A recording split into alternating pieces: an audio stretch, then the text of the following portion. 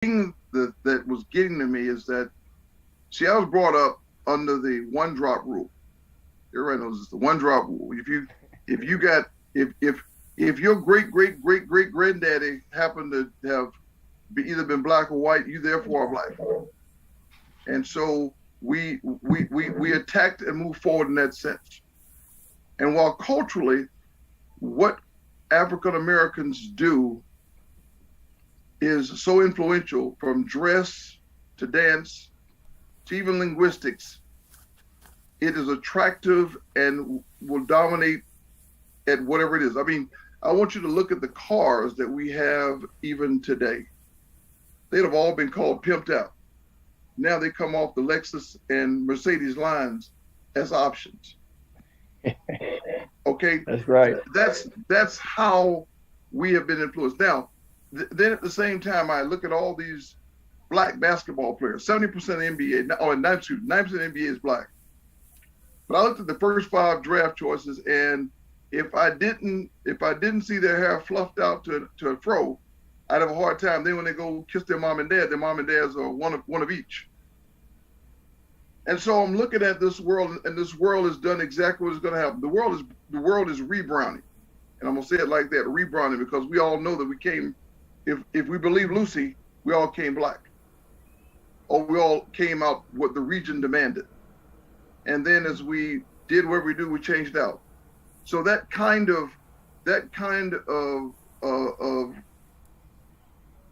lack of demonizing by color, by race, is now shifting in different ways.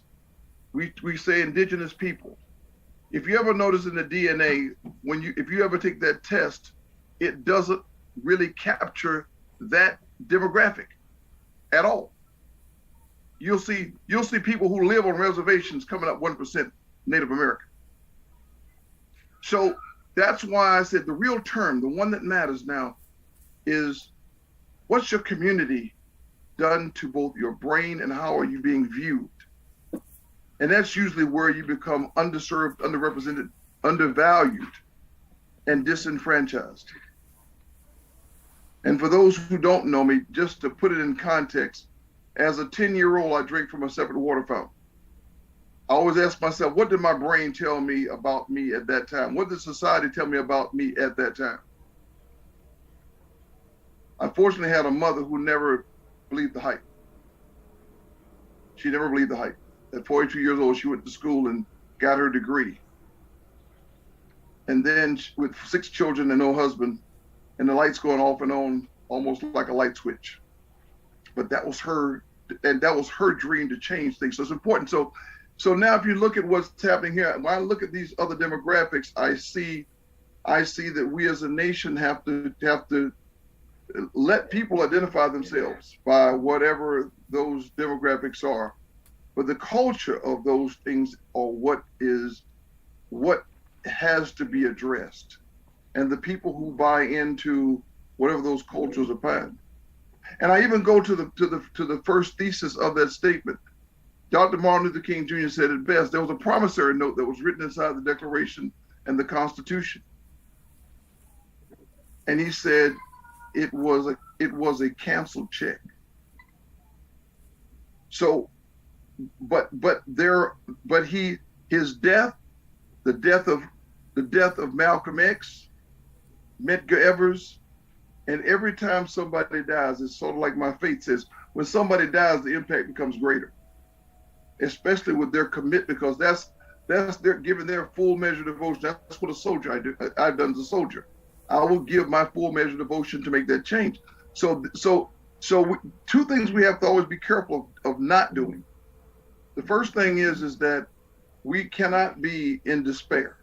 We've always got to remain hopeful. We've always got to believe that there is an horizon across there, and what the Nation of Islam and the Church of Scientology is trying to do is change the perception that the horizon isn't there. That's why I am hopeful, because the fact that we can cross those borders to say, how do we elevate and move that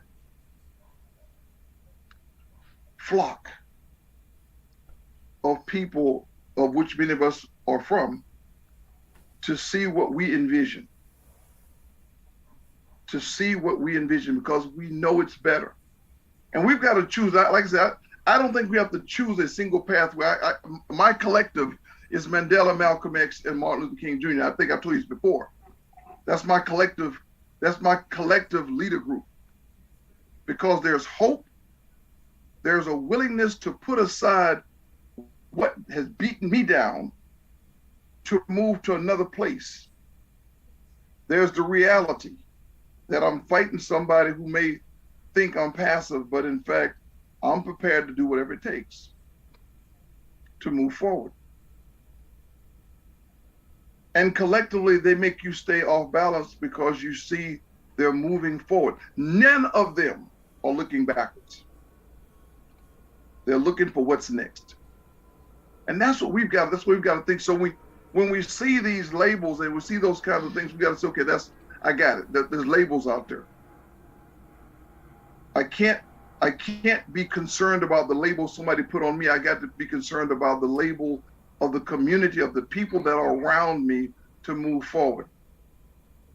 Some of the cases, and I love to make sure I always use the D after U3, disenfranchised, because sometimes that's the part that gets us in trouble, where somebody is trying to keep me from doing what I want to do because they have assessed prematurely what my capabilities are. And in this case, what our capabilities are.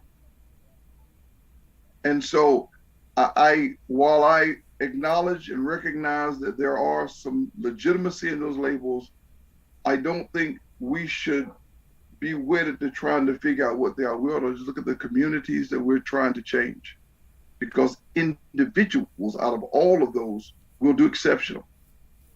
We've got evidence of that. The communities in which they reside in large measure is where we've got to try to find the change. I hope that makes some sense to most people, but if not, I'll try to work harder.